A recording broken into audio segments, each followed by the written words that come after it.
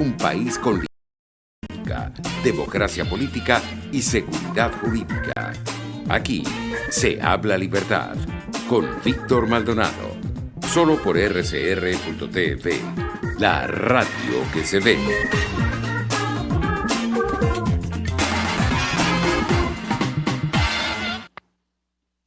Bueno, vamos a comenzar nuestra tertulia, como lo dice, con Alexander Campos, @CamposAlexan.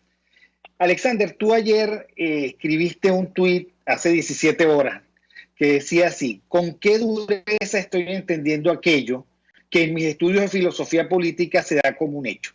Que a un sistema político se le comprende por su modelo sanitario, porque es allí donde se revela mejor su valoración y entendimiento del hombre y de lo humano. ¿Qué quisiste decir con eso? Hola, Víctor, ¿cómo estás tú? Muy bien. ¿Cómo estás? Un abrazo desde aquí. ¿Cómo te tratas? Feliz Pascua. Feliz Pascua. Bueno, mire, Víctor, lo que tenía en mente cuando estaba pensando en esto es que al fin y al cabo, digamos, la realidad tiene como espacios de comprensión que son mucho más cercanos que otros. El espacio del poder, en el espacio de la organización del poder, en este caso de la organización del Estado, tiene un espacio particularmente, digamos, revelador de su naturaleza, y es el espacio sanitario. Es decir, en el espacio sanitario se revela mejor la humanidad o no de un rey, o mejor dicho, de cómo el régimen entiende lo humano, o más bien, cómo el poder entiende lo humano.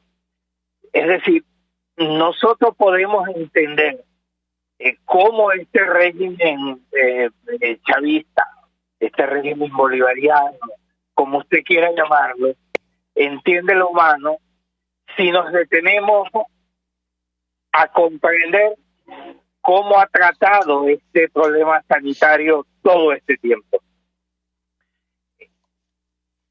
Es que tiene unas características tan claras, tan evidentes, que se reflejan en una foto que hoy le está dando la vuelta digamos, a Venezuela.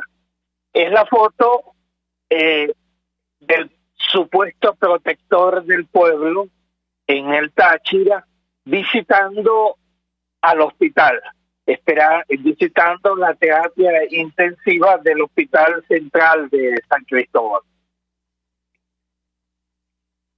Él, el protector del pueblo, llega con toda su parafernalia sanitaria, blanco, totalmente protegido, con unas máscaras desconocidas para todos los demás, bien protegido. Él va a ver. Parecía un astronauta. Parecía un astronauta. Ahora, el resto de los que están allí, la gente que sabe, la gente que de verdad está arriesgando su vida por nosotros, la gente que está con los enfermos, la gente que sabe realmente qué hacer, apenas con lo mínimo. Pero digamos lo mínimo de lo mínimo, es decir, una bata azul sencilla y guantes y su tapabocas, pero no más.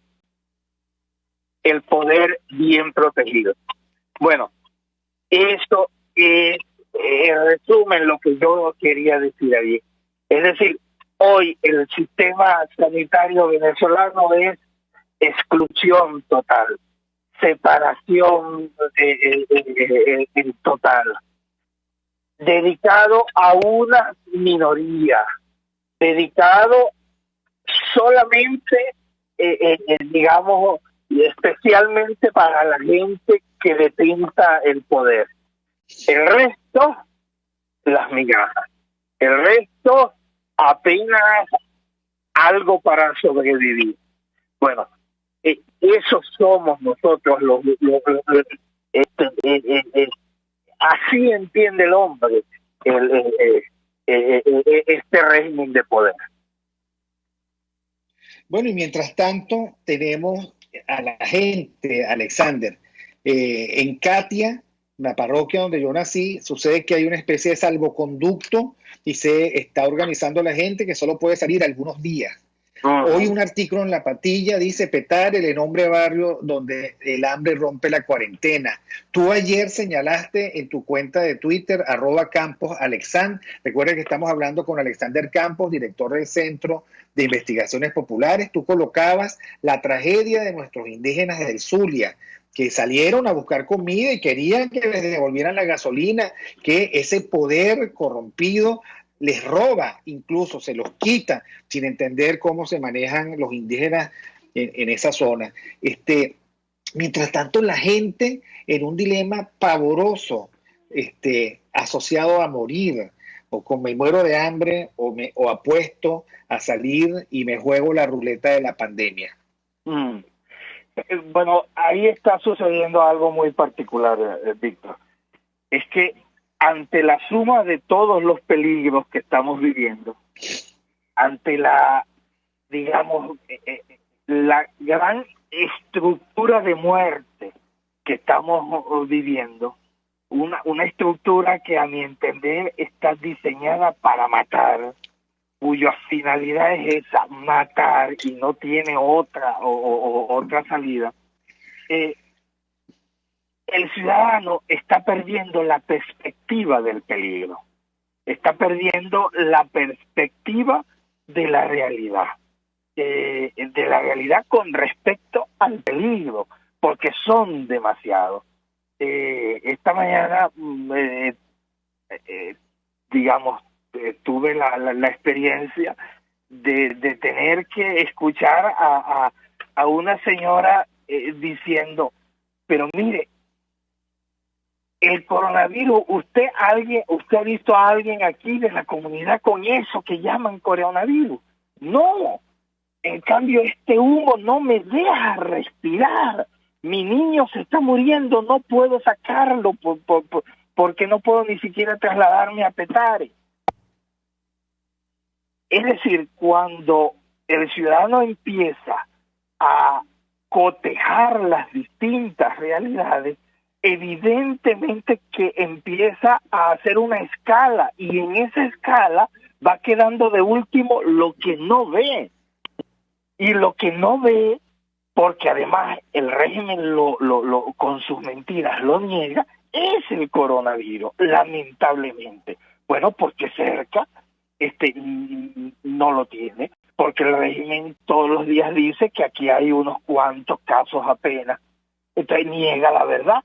Pero hay algo que sí es evidente, que no hay transporte. Hay algo que sí es evidente, no tiene comida. Hay algo que sí es evidente, no hay gasolina. Hay otra cosa que sí es evidente, no tenemos agua. Hay otra cosa que sí es evidente, el humo se nos está metiendo hasta lo último y no hay ni siquiera un camión de bomberos con gasolina y con agua para poder apagarlo. Entonces eso es interesante, porque en la escala de los males, aquello que no se ve pierde fuerza en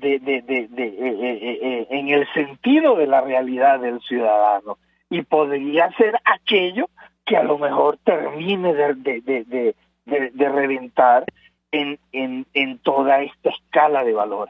Entonces, en esta escala, de males, atentos a esto, porque no es que el ciudadano no perciba la realidad, no es que el ciudadano no se dé cuenta de la suma de males, es que cada uno es peor que el otro. Es decir, ¿cómo yo hoy le puedo decir a mi vecina que es más real el coronavirus que este humo que no nos deja ni siquiera respirar? Está día y noche metiéndole y su hijo tiene asma. Es decir, para ella es más real que se le muera y más inmediato que se le muera el niño por asfixia que por el coronavirus. Entonces, es una suma de maldad porque la estructura está diseñada para eso. Entonces, caramba, es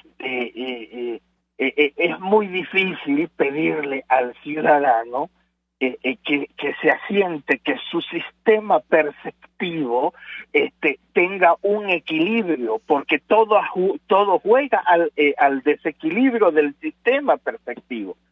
Claro, el liderazgo tiende a valorar, tiende a menospreciar ese tipo de cosas, porque evidentemente que en su escala de peligro el coronavirus ocupa un lugar muy preponderante, pero para el ciudadano común hoy no tenemos cómo colocar y dónde colocarlo dentro de esa escala de males. ¿Cuál sería el papel en este momento del liderazgo? Darle criterios de discernimiento, darle criterios de valoración, digamos, para saber dónde estamos ubicados en la realidad, porque en esta desubicación quien mejor sale parado es el régimen, porque el régimen lo promueve, el régimen lo estimula, porque ¿qué origina? Un ciudadano desorientado, un sujeto desorientado, y un sujeto desorientado no sabe a dónde atinar. Y el régimen sabe que está hoy en su momento más débil, en su momento con menos fuerza, pero también sabe que tiene una comunidad política y una comunidad de ciudadanos desorientada.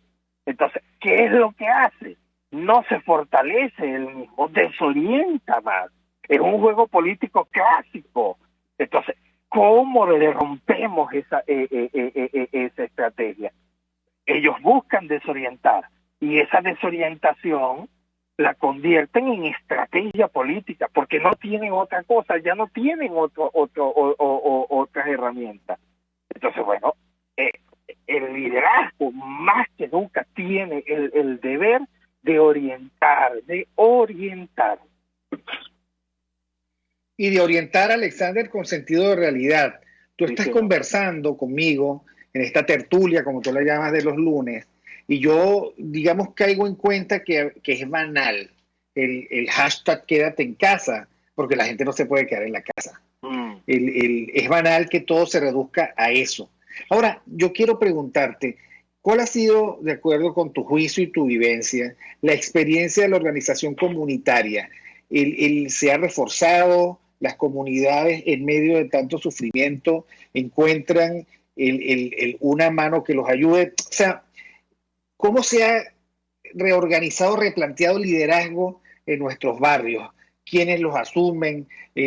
¿Cómo se han comportado en este caso los jefes de bandas? ¿Qué cabe esperar del jefe del barrio, del jefe de facto del barrio que a veces es delincuente? ¿Qué narrativa podemos nosotros compartir para comprender la dinámica de nuestros sectores populares? Bueno, sí, lo primero es colocar en su sitio las distintas cosas. No pertenece a la dinámica propia del barrio las bandas delincuenciales.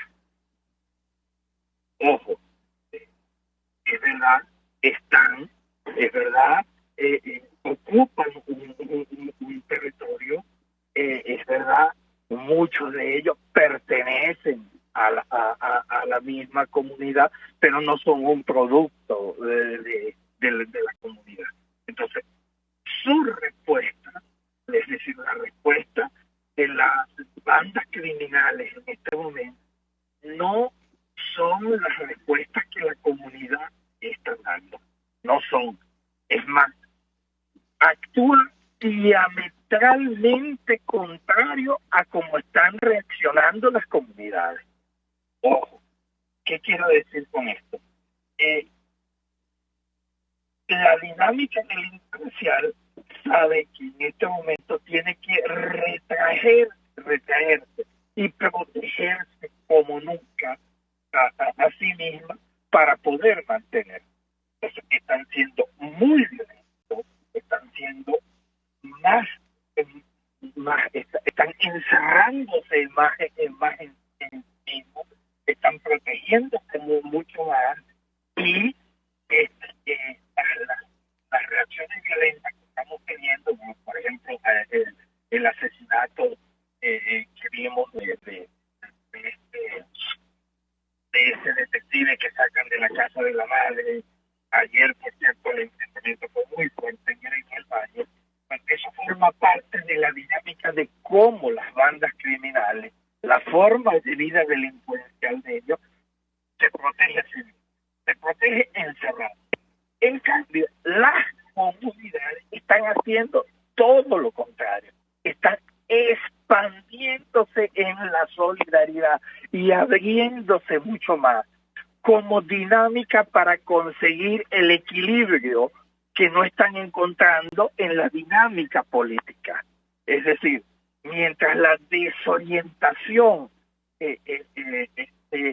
cunde a nivel nacional, precisamente porque no hay un equilibrio, las comunidades tienden a concentrarse más como comunidad, expandiéndose en la solidaridad, y hacia donde vamos, hacia donde estamos viendo es hacia las ollas comunitarias, hacia las, digamos, las solidaridades de tú a tú, hacia esos pequeños gestos que mantienen y hacen posible la vida de cada comunidad. Te voy a dar un ejemplo. La semana pasada yo les dije que no teníamos cómo movilizarnos porque no había gasolina para darle la comida a nuestros viejitos. Bueno, sencillamente lo que hicimos fue pasar este comunicado por las distintas vías de comunicación de la propia comunidad, y empezaron a aparecer 200 mililitros de gasolina, 300 mililitros de gasolina, medio litro de gasolina, 1 litro de gasolina, y ahí vamos, se ha mantenido.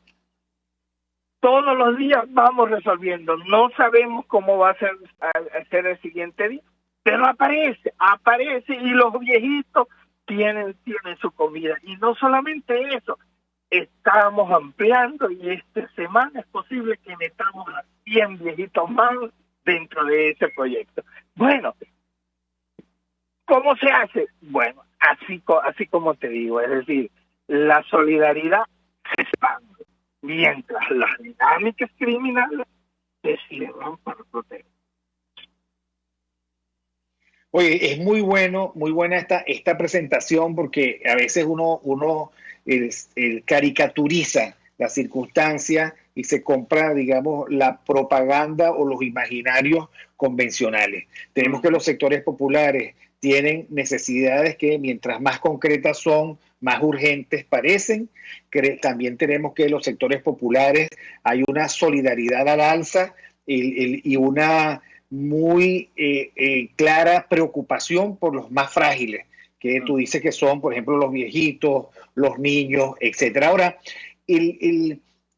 hay una tensión, por lo menos en las clases medias, Alexander, porque esto no puede durar para siempre, y hay un telón de fondo terrible, que es que la pandemia está montada sobre una crisis social, política y económica brutal, cuyo mejor exponente es precisamente que no hay gasolina, pero es que no hay gasolina, no hay teléfono, no hay agua, no hay bomberos, no hay medicina, no hay alimentos, y además todas las alertas están encendidas porque sin gasolina tampoco se puede traer alimentos a las ciudades y podemos conseguirnos en algún momento con un vacío de alimentos. ¿Cuánta conciencia hay de eso? ¿Qué dice la gente respecto de esta renovación de la cuarentena?